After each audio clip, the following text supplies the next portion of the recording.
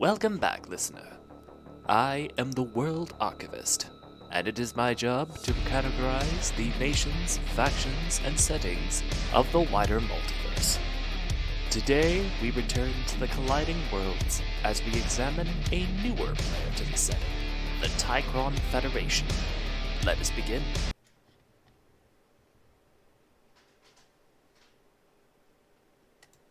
The Tycron Federation began as the 457th colonization fleet of the Grand Solus Hegemony. Launched with brilliant fanfare from the nearby system of Coldoris, colonists from across the hegemony came to the fleet in an effort to make a new life. The verdant world they sought to settle, promising freedom and opportunity for all.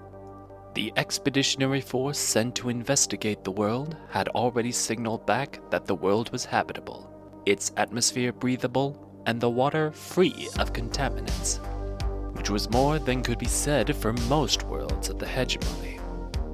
It seemed a paradise to all who wished to leave the decadence and rot of the hegemony for a new frontier.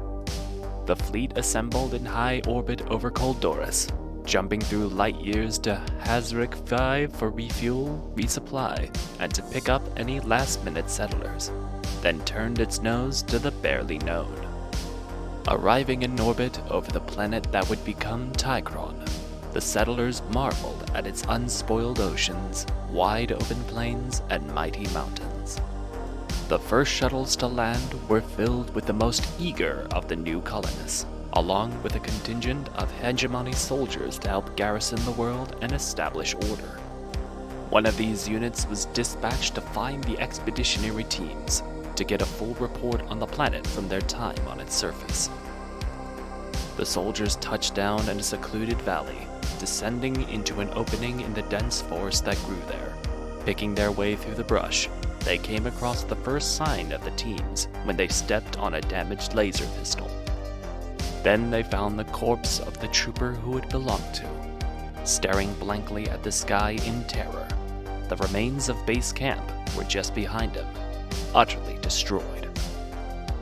Tents were crushed and torn apart. The expedition ship was destroyed, the wings ripped off, and the door torn open.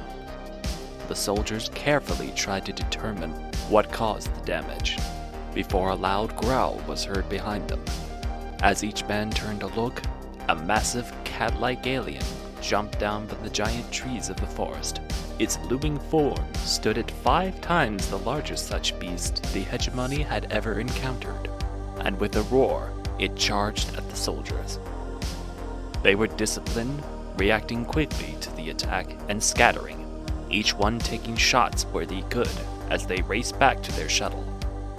The great cat hounded them back to the landing site, and only the large heavy-caliber machine gun of the shuttle could drive it back. They took off at once, heading for the ship to report their findings, but calls were coming in from each and every shuttle now. The planet was infested with these giant beasts, which preyed upon the settlers even as they tried to stake claims to the land.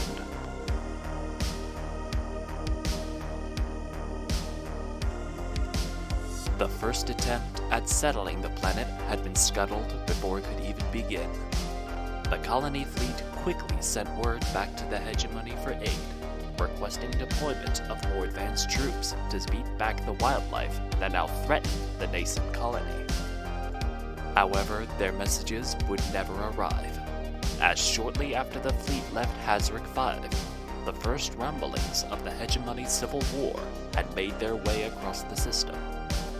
From the far side of hegemony space, rebels rose up to overthrow the hegemony, using terrorist attacks to destroy military installations and commandeer hegemony warships.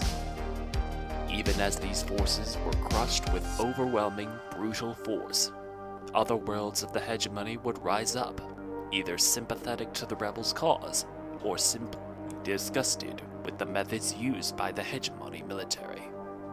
With fires raging across hundreds of worlds, no attention could be spared to the new colony efforts. The settlers of Tycron were on their own. To that end, they found the largest open area on the planet, dropping now in force with every soldier they had, along with as much construction material as they could bring. A fire base was made, then built up into a fortress large enough to create a city inside. From here, the settlers would be slowly brought down from the ships, and soldiers would bring up further defenses in the open plains. These defensive measures would allow the settlers to begin developing the land, creating farms to feed the population, though not nearly enough to feed a full colony effort as had been intended. Limited in this way, the colonists made their best of their situation, and soon new fortress cities were under development in the smaller plains of the planet. The colony's expansion was carefully controlled, as the giant monsters of the surrounding wild needed to be beaten back and held off long enough for countermeasures to be installed. The slow progress of colonization meant that many were lost to starvation and illness on the colony ships.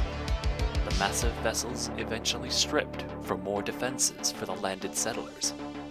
Eventually, a fleet of 20 ships was reduced to only a single vessel, and millions were now buried in the soil of the land they dreamed of starting a new life on.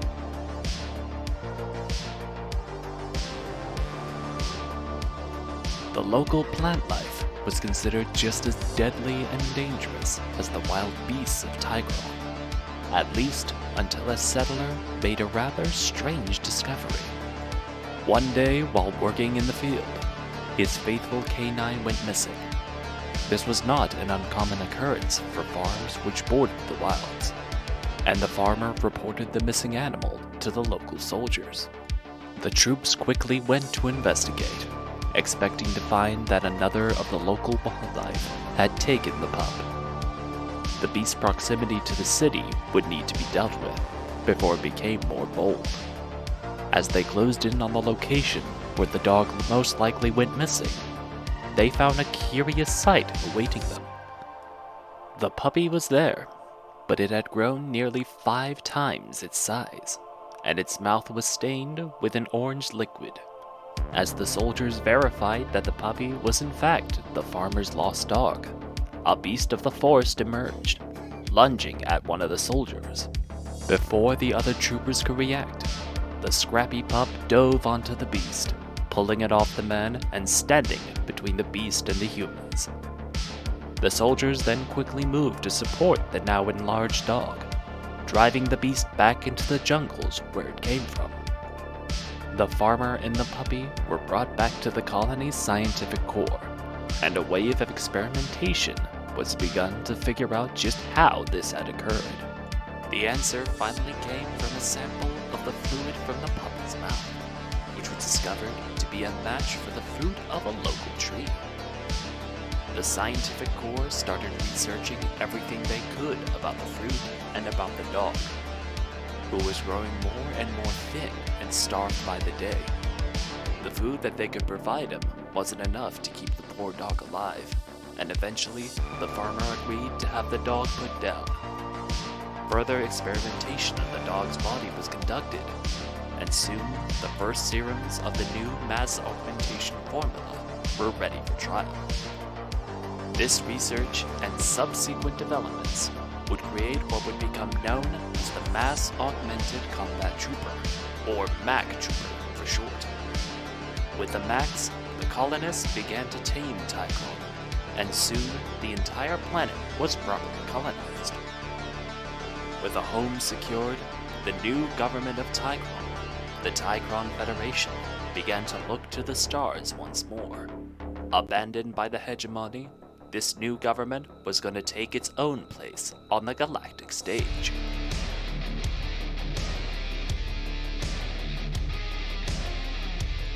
One of the earliest worlds the Federation encountered, Desperado, was a desert colony near the fringes of hegemony territory. The planet was divided into feudal fiefs, where people scavenged the ruins of hegemony bases and cities to survive.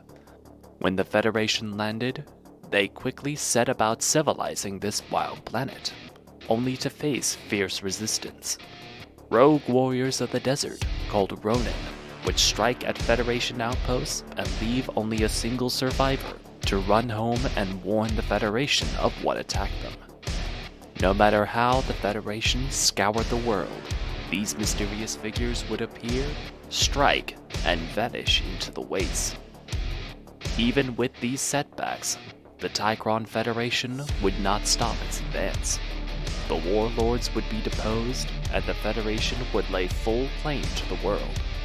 The Ronin, believing their way of life to be under threat, banded together in one final desperate stand. The Seisen Revolt would see 400 of these wandering warriors face the might of the Federation and its max. By the end of the battle, less than a quarter would remain.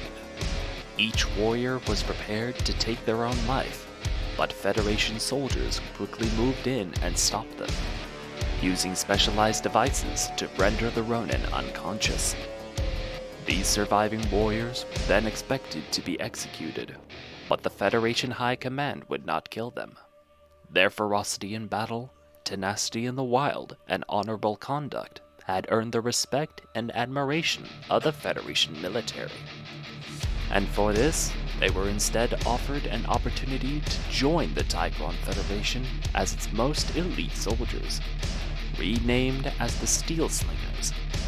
The Wandering Ronin would be granted even more advanced armor and weapons, forged specifically for their use and theirs alone. The Warrior Code of Gunshido would be preserved and passed down, with the Steel Slingers serving once again as Warrior Elite.